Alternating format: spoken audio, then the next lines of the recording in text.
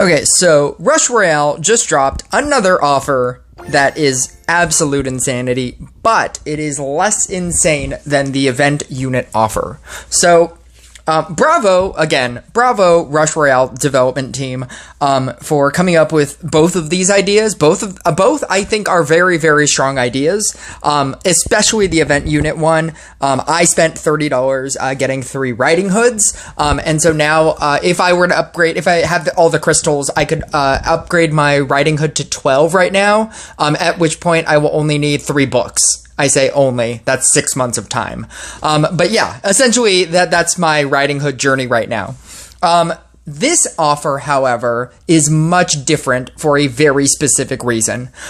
So the offer that I'm getting is 40 shards of any of the epic heroes, and for $20.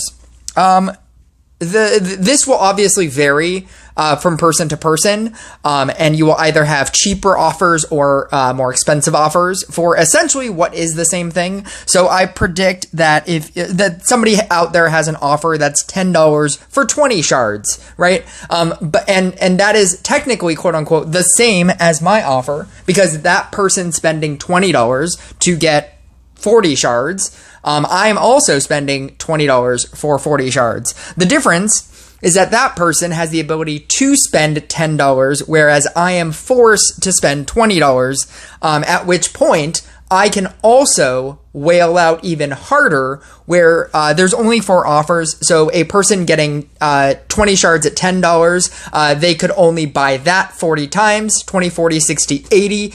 They would get 80 shards total, even if they spent all $40, whereas I could spend $80 and get, 2, 4, 6, 8, 80 shards. Or I'm sorry, 40 per. So it's 4, 8, 12, 160 shards. I could get 160 shards. So there is a fundamental difference between the prices, as opposed to just the obvious, like, oh, somebody that's $10 can, just buy it twice and then they could equal mine, right? It's the idea that, yes, it is cheaper for them, but they are also, if they wanted to whale out on it, they would be getting less than what I could potentially get, because I could buy this one 4 times as well and get that much more. With all that being said, there is a fundamental difference between this offer and an event unit offer. For each legendary unit, you only need a specific amount of legendaries, and then every legendary that you get beyond that goes into becoming crystals. For the event units, you will always need that amount of copies. I want to say you need 15 copies of each unit in order to max it out. And so once you get that amount of copies, every unit beyond that is a crystal, but because they're event units, getting a unit beyond that cap is very, very difficult, nigh impossible. It's not impossible, but I mean, it's very difficult if you were to then just continuously free to play the event. Like, you'll eventually, like, if you were to play an event, if you were to play Mirror Match, right, and you already had a max Bard and a max Tesla, yes, every single amount of event tokens could theoretically go towards a Bard or a Tesla. In this case, it would probably go towards Zeus, so realistically. But I mean, it could go towards a Bard or a Tesla, at which point it would become a crystal, but that is so far, far down into the future. Here's the fundamental difference. The fundamental difference is that because there is no actual spillover for any of the commons, rares, epics, and heroes, we are all obtaining just endless quantities of extra. So when I go into my heroes, and I go into my trainer and my bestie and all my commons heroes and my rare heroes, right? If I go into my my J, I have 953 extra shards. If I go into my trainer, I have 19,811 shards. None of these are doing anything. My Elementalist, I have 687 extra shards. These aren't going towards anything. The reason why I state this is because there is an actual cap on the amount of legendary or the amount of hero fragments that you obtain. And you can obtain commons, rares, and epic heroes throughout your just normal gameplay. Whenever you go into mirror match, right? Whenever you go into these, every single time you hit one of these epic fragments, you will be getting one of those 4. There is a cap on this, and because it's random, at a certain point in the game, very soon for me with my gadget, because I invested a large quantity of time and effort into maxing out a gadget, because at the time when I started, gadget was the best hero. Zeus didn't have level up tiles yet, so gadget was actually the best hero, and so I invested a large quantity of 800 gem increments in order to get my gadget to max. I stopped once I got to 15, obviously, but like for a very long time, I was very hard into gadget. My gadget is almost a level 20, and once it gets to a level 20, every time I hit one of these mirror matches and I get 2 shards, if I get 2 gadget shards, that's going towards nothing. It's like, oh, okay, you got 2 shards? Cool. You got nothing. You got nothing because it's maxed out. It's almost more beneficial for you to not have all of these maxed out. So at the very least, when you keep getting and obtaining these free epic fragments that you're getting from literally everything that you do in here, whenever the rush quest changes, and like I have no reason to do a rare rush quest anymore, because all of my heroes are maxed out and those extras are not going towards anything. But as soon as I max out my gadget, which will be very soon, because like as I've said, once I upgraded it to 15, I spent no further investment into it, and I'm already at a 19. Because it just happens over the course of time. I spent $50 trying to get my mermaid to 5, and so that's why my mermaid is so close to these other 2. But these other 2, like my Snowflake and my Mari, I've never put any specific amount of investment into. I've never spent anything on an 800 gem pack. I've never bought specific Snowflake or Mari packs or anything. I naturally basically free to played all of these fragments.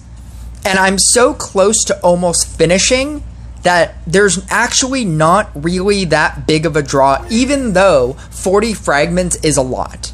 So the only suggestion that I actually have for you is get a level 5 mermaid. In all honesty, that's really the only thing that's going to help your account. If you have a level 5 mermaid, you're able to build a large quantity of decks that don't require either Portal Keeper to cleanse or counter spells to cleanse, or a unit that has a cleanse. So for example, a Light Inquisitor with the 13 ability, a Spirit Master with the 13 ability, a Tesla with the 11 ability, I think it's the 11 ability, a Blooming Dash Blade Dancer, a Bruiser with the 11 ability, a Enchant Sword with the 13 ability.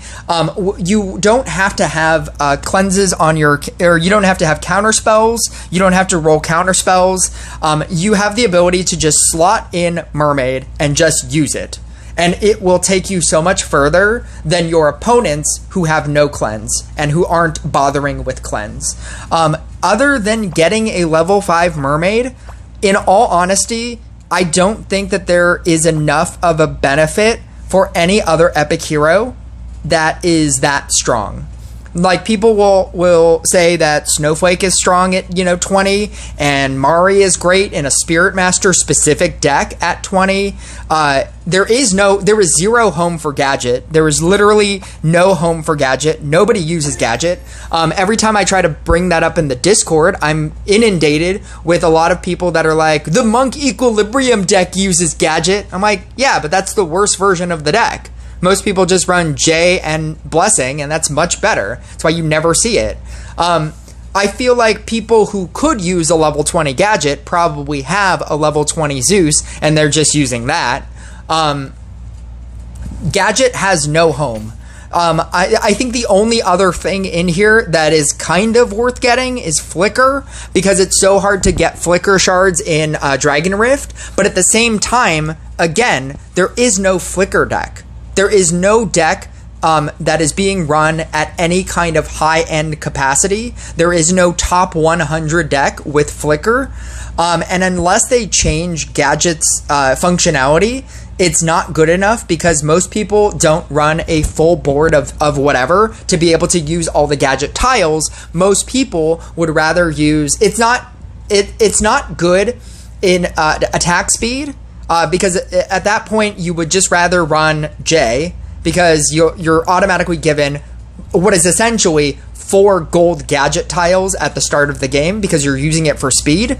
And as opposed to the randomness of a Gadget gold tile ability, where you could use it for double bosses, triple bosses, and not even get a gold tile, or you could get a gold tile and then it'll just land on somewhere where you don't want it.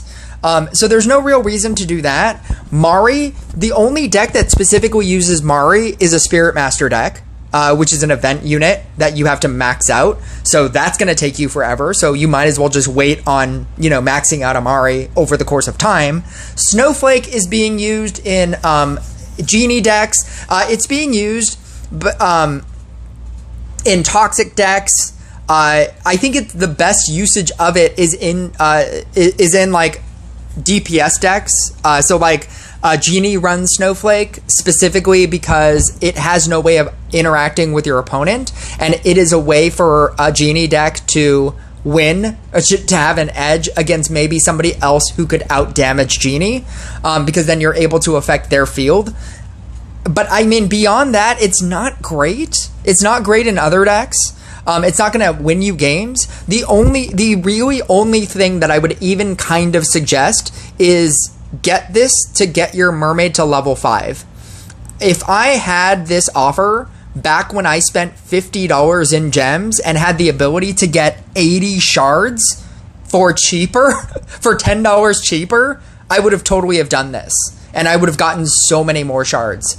But yeah, that's pretty much it. As good as this offer sounds, I think it's better to wait to obtain this naturally, to upgrade all of your epics like in a reasonable amount of reasonable levels next to each other.